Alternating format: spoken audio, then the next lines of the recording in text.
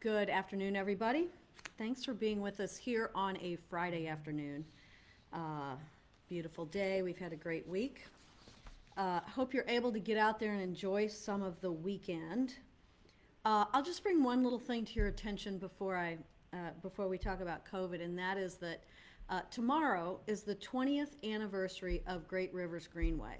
It doesn't seem possible that it's been that long, but it'd be a great day for you to get out and take a bike ride on one of the hundreds of miles of greenways that exist now that didn't exist in our community just 20 years ago. So go online, find a greenway close to your house, the Centennial Greenway, the St. Vincent Greenway, I call it the Grants Farm Greenway. I don't think that's its official name, but anyway, get out and enjoy the weekend, maybe take a bike ride.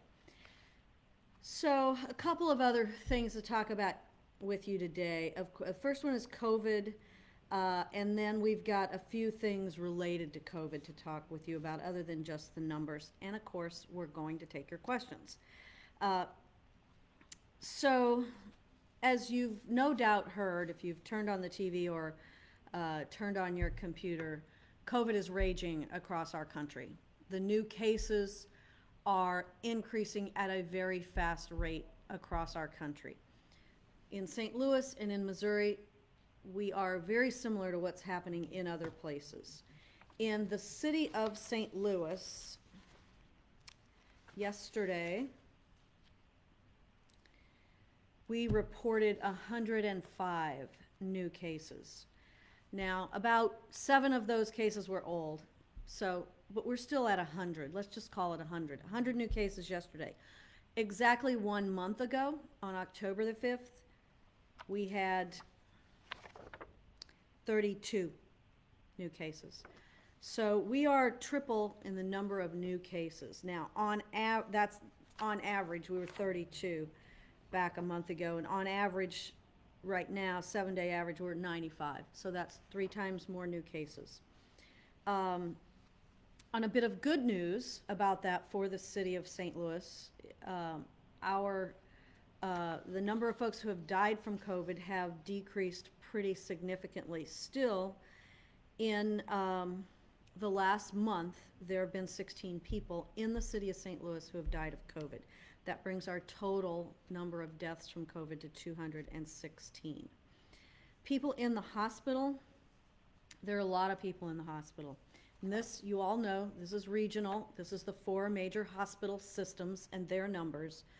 So for the COVID positives and then the people that they suspected of having COVID, 610 people in the hospital 2 days ago. These numbers lag.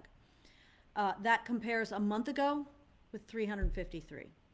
So not quite double, but almost double the number of cases from a month ago.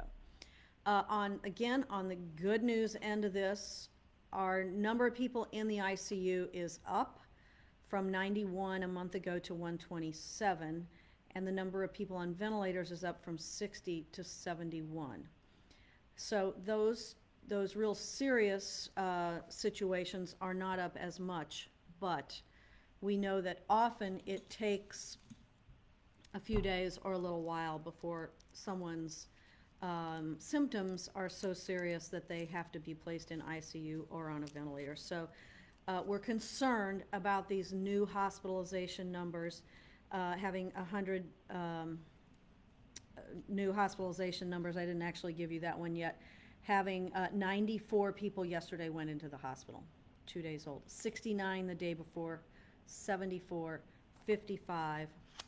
If you look back a month ago, we were having number of people going into the hospital in the 20s, and then we jumped up to be in the 40s. So that's a lot more people who are going into the hospital. Now, on the good news side of that, also 66 people were discharged. So more people are going in, more people are being discharged. That's the good news. The issue here is workforce capacity in the hospitals.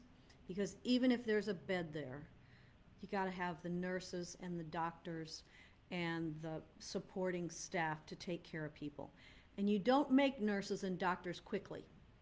You know, that's a long education process. So it is about the staffing for these hospitals. And it's not all about COVID. When the hospitals are full or close to full, those folks who have heart attacks or strokes or break an arm or whatever emergency situation you have, they are vying for beds in the hospitals too. So we got to get these COVID numbers down. And we're talking about that as a region, what to do, because St. Louis County and St. Charles County, their numbers are way up also. Little bit of, it's not good news, but St. Louis City actually has fewer cases per capita than either St. Charles County or St. Louis County. We're running 12 or so percent behind on a per capita basis, St. Louis County and St. Charles County. So I'm going to credit that to all of you who are being serious about this, who are wearing your masks. But we all have to do better because this spread is everywhere in our community. It is primarily spreading, according to the doctors who are doing this contact tracing, it is primarily spreading in small family, neighborhood, friend get-togethers. And so, of course, very hard to make a rule that we could enforce that would prevent you from having people over to your house or from you going to their house or getting together. But we're asking you not to do that. We're continuing to ask you not to do that. Keep your groups small, your family small. When you're thinking about the holidays, we'll put out some thoughts about that, but let me just give it to you in a nutshell. These big family gatherings just should not happen. And that's really tough. I mean, you didn't have Easter with your family, you didn't have Mother's Day, you didn't have 4th of July, you didn't have Labor Day, all these times when our families get together. We've asked you not to do this year, but we're asking you also on Thanksgiving. Thanksgiving's only 3 weeks away, I guess it is. And, you know, it's tough, but you really, we need to forego those big gatherings because this is spreading so quickly. And we don't want you to get sick. We don't want any of your family members to get sick. And the only way to prevent that is for you to stay within your small group of people that you're around every day, your immediate family, your household. Wear a mask, social distance. So those are the COVID numbers for today, and really just a plea for everybody to be serious about this, because if we aren't, you know, we're likely to have more restrictions, and more restrictions mean more businesses that go out of business and more people that are out of work. And frankly, the federal government has not provided the additional stimulus money for us to help more people. We've got to get these numbers down, and there's only one way to do it. It's change our behavior. So,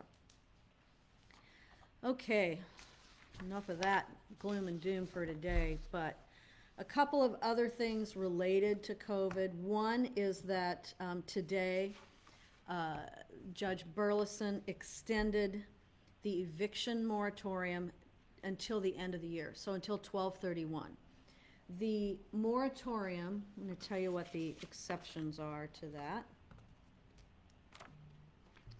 is same as it was a month ago, the one that expired.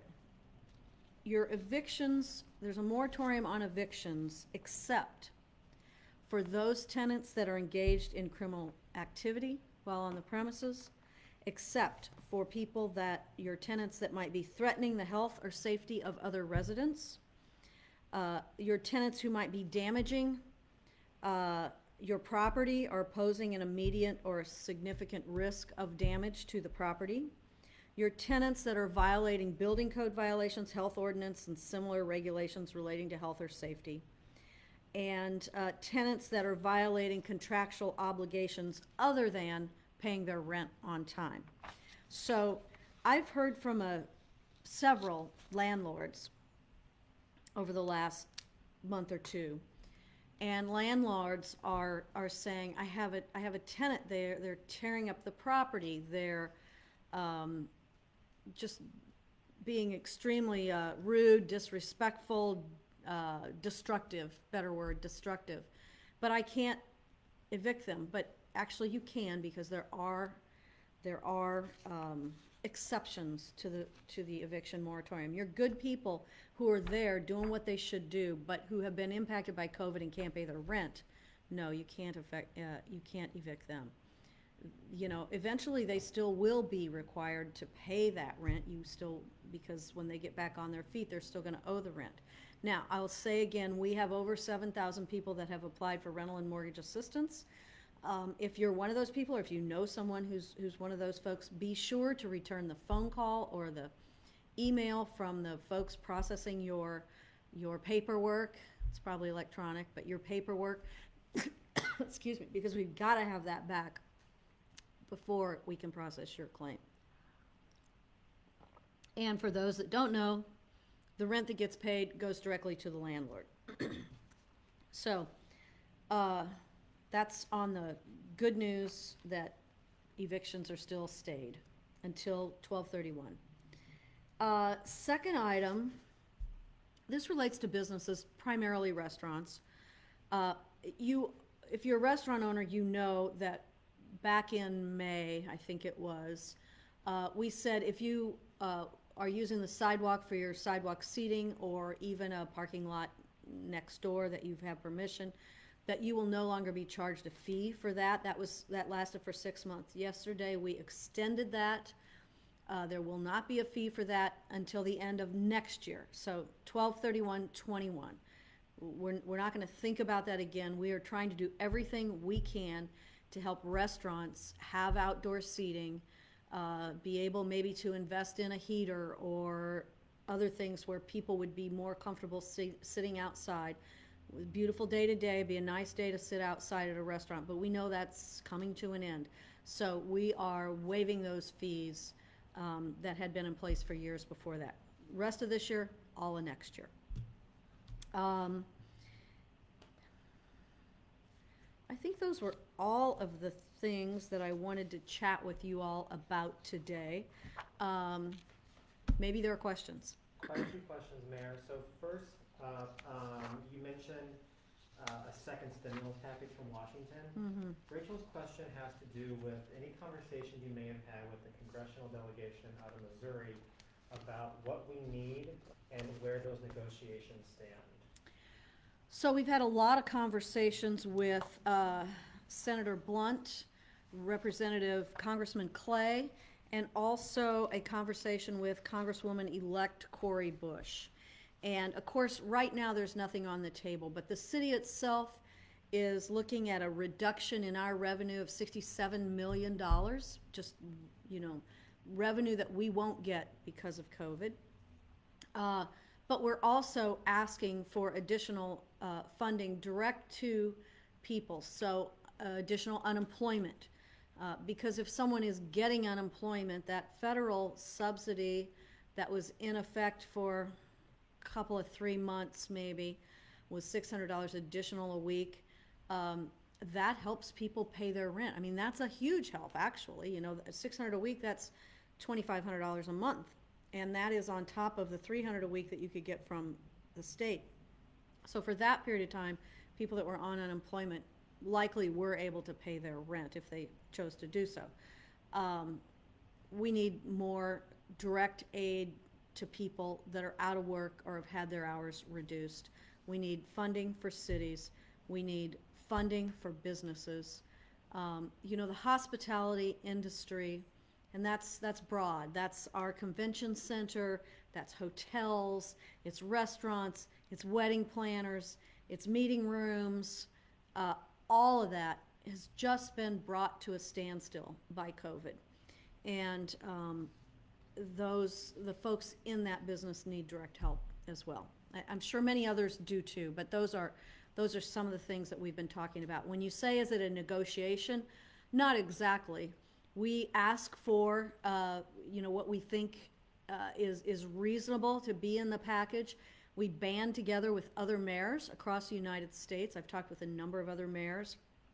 Everybody more or less has similar asks, but through the U.S. Conference of Mayors, we try to pull together as a coalition so that it's not just one city there on its own, to try to get additional stimulus money. Now, you know, this election has put a monkey wrench in all of that, and we're very hopeful that as soon as the results are known and that both the Senate and the House will be willing to come together on something to help people. So, Jeannie has a question about South St. Louis. Are the southern zip codes in the city still the hot spot right now for the spread of COVID? yes, Jeannie, the southern zip codes in the city have more cases per zip code than anywhere else. Now, I will tell you, and if you're really interested in the data here, look at the city's health department website. For example, the 63116 zip code, which has the most cases, has for the last month, maybe more, also has over 40,000 people who live in it. So it's a very densely populated area. And so, yes, South St. Louis still has a lot of cases, 63116, 63118, 63109. I'm missing one or two, I'm certain. Although, you know, I might have that here. Do I? Yeah, maybe not today. But at any rate, give me one second. Yeah, actually I do. Okay, so 63111, 63116, 63109, 63139, 63110, 63118, if I didn't already say that, all have a lot of cases. Those are also densely populated areas. But as you may know, if you're a regular watcher here, we have teamed with the State Department of Health and with the National Guard to do testing, additional testing at Affinia, which is 3930 South Broadway. That additional testing is, in addition to the normal testing that Affinia has been doing all along, 2 days a week, Tuesday and Wednesday, 9 a.m. to 5 p.m., drive-through testing with the assistance, the manpower, the woman power of the National Guard and the state. So that's helpful because it's just only a certain number of tests that any location can administer, send off, get back. So. A few more questions, Mayor. Abby's question today has to do with the continued rise in numbers in the city. Mm-hmm. Is another stay-at-home order or a lockdown out of the question if they continue to go up? It's not out of the question, Abby. It's not something we want to do. And that's why we're talking to the Pandemic Task Force. I believe Dr. Garza was on TV last night, one of the channels, saying it's not time for a lockdown right now. There are a lot of other related problems with a lockdown. You put more people out of work. You put more businesses out of business. We don't have enough support for those people or businesses right now. And that's why this is really a personal behavior. But no, it is not out of the question. I'm sorry to say that it's not out of the question. Something that we're talking about. Aaron has a question about mortgage assistance and rental assistance. Who is eligible for CARES Act funding for that? Do you actually have to be facing eviction or just struggling to make rent? You do not have to be facing eviction, although if you are, you move up on the list. But if you have been laid off because of COVID, if you've had your hours reduced because of COVID, if you have an income problem because of COVID and therefore you are struggling to pay your rent, then you're eligible. So I hope that answers your question. We have a couple of non-related questions to COVID-19, Mayor. A few folks have asked about the new organization, Greater St. Louis, and what you think their priorities should be for the city of St. Louis and the region, and are you excited about that? I am excited about it. 5 different agencies that were all, to some extent or another, involved in economic development have come together to form Greater St. Louis. Their focus should be on jobs. Their focus should be on helping companies who are here expand, helping companies that are not here locate here, all with jobs for our people. There are very few things that a good job won't cure. So their focus should be on jobs. That is economic development. When there's more growth in jobs, that means there are more people renting spaces. That means there are more people who can pay their rent. So that should be their focus. I'm very interested in making sure that we keep downtown front and center in their mind. Although jobs anywhere are good, I want to preface this. Downtown is very important to the health of our entire region. It is the core of our region. We have a lot of natural assets in downtown, and we've had a tremendous amount of investment in downtown over the last 5 years, give or take. When you think about the Arch, you think about Soldiers Memorial, the Enterprise Center, everything that's gone on at Union Station, the new soccer stadium, which is under construction, and just a mile or two up the road here, probably about a mile, is the site of the new NGA. And that's lots of jobs. It's construction jobs now. It's really good permanent jobs later. And by the way, for those who don't know, NGA is in the process of implementing internships for young people as young as in middle school, because they know that their workforce is in middle school and high school and college, and you have to have that pipeline. So there's a lot of investment in downtown, and I think we need to keep that front and center, because if we have a weak downtown, our region is only as strong as its core. So sort of like that workout thing, you know. It's true. You all know I don't work out much, but You're too busy. you know, you gotta have that strong core. Chester's question is separate but sort of related. Are developers seeing an influx of population for the future of St. Louis or something like that? Because I've been seeing a lot of new large apartment buildings being built these last couple of years. So that's interesting. A lot of new apartment buildings, a lot of, and frankly, pretty spread out in our city. There are more people than ever who are choosing to rent. And that includes some older people, some, quote, empty nesters, who are saying, I'm getting rid of that big house, or I'm getting rid of, I'm going to rent. I'm not going to be tied down. I'm going to, be able to lock my door and walk out. So, the apartments for probably 4 years, and even before that to some extent, but there's been a lot of new apartment construction. Not much condo construction, and here's why. You can't finance a condo project very easily. You got to have a lot of units pre-sold in order for somebody to loan you the money to build a condo building. And it's pretty hard to go buy a condo in a building that's just a sketch on a piece of paper right now. Most people, when they're ready to move, they're ready to move into something that's finished. So, I think we're seeing people move around. We're seeing more young people in the city than we ever have before, but we're also seeing more people that are empty nesters. So.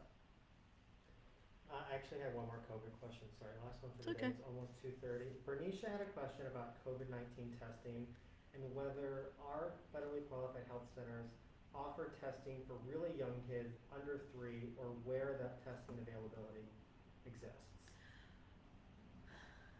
I think that answer is yes, but I haven't actually had that. But contact a federally qualified health center. Go on our website. You'll see all the locations. You'll see their phone numbers.